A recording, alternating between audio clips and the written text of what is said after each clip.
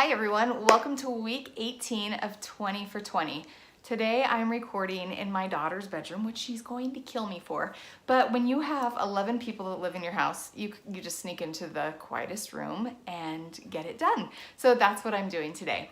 Well, the topic this week is kind of one of those that could be a little bit uncomfortable only because it's going to require you to look at yourself. So have you ever been with a person or have somebody in your life, and you probably are gonna have someone pop right to your head, but every time you talk to them, you share something you're going through, you talk about something with your kids, or just everything somehow always becomes about them, right? You're sharing your deepest stuff and they're like, oh, well, my great grandma's, grandpa's, uncle's, sister's mom recently had that surgery, or recently, yeah, their kid did that too. And so this is what you should do because I know what's best.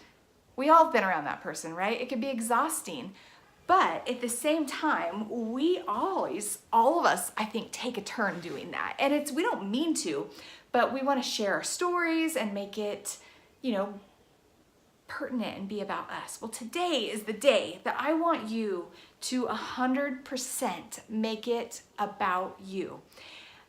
In our marriage series, I think it's so important to recognize that we're individuals in a marriage first, and then we work together as spouse, right? It takes two individuals to make this marriage thing work and make it healthy and thriving, and it requires us to do a little self-reflection.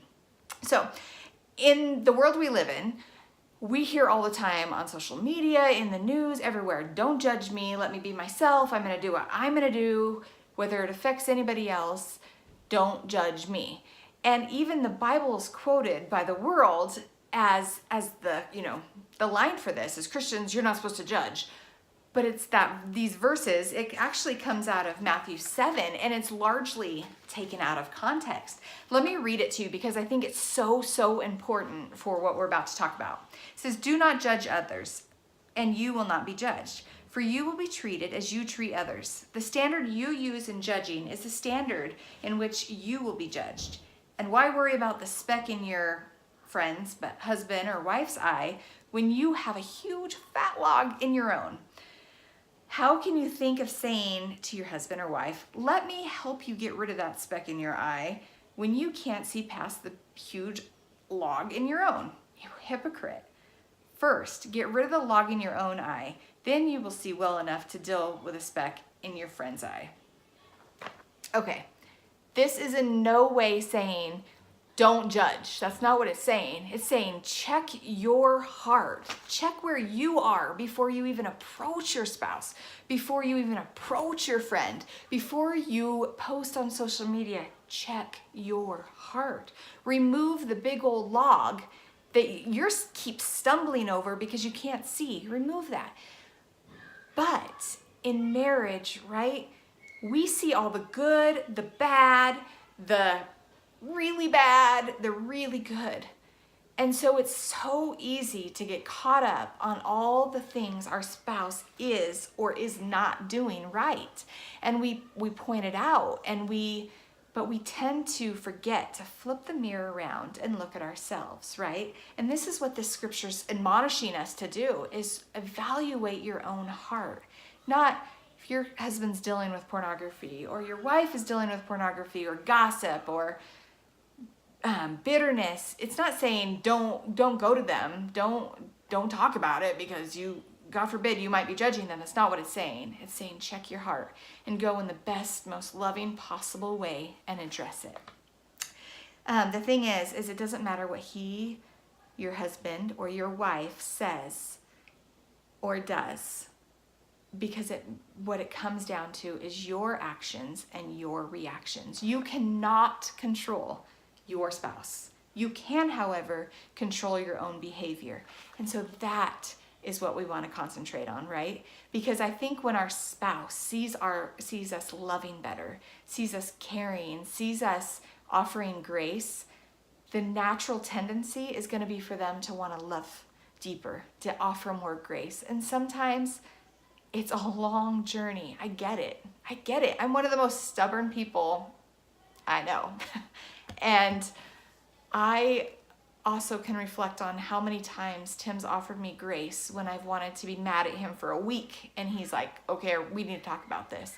And so really evaluating the big speck in our eye or log before we pick at our spouse. You can't control your spouse's behavior. You just can't, but you can control your own.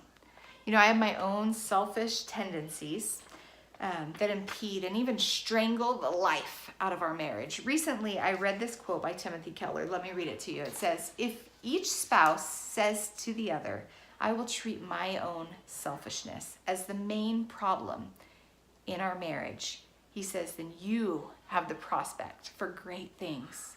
Man, let me read that again. That's powerful, you guys.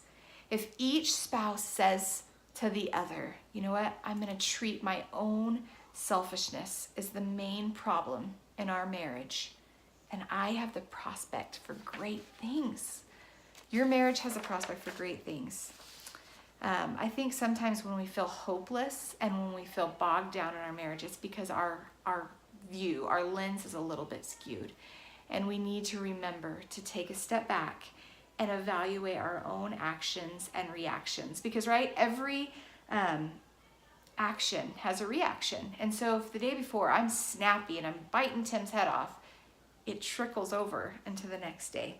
Here are 3 things, though, that I think we can do to put ourselves in check and try to remove our own logs before we go and approach our spouse. The first thing is, are my actions and reactions loving? Yesterday's actions create today's reactions, right? Number 2, are my words thoughtful?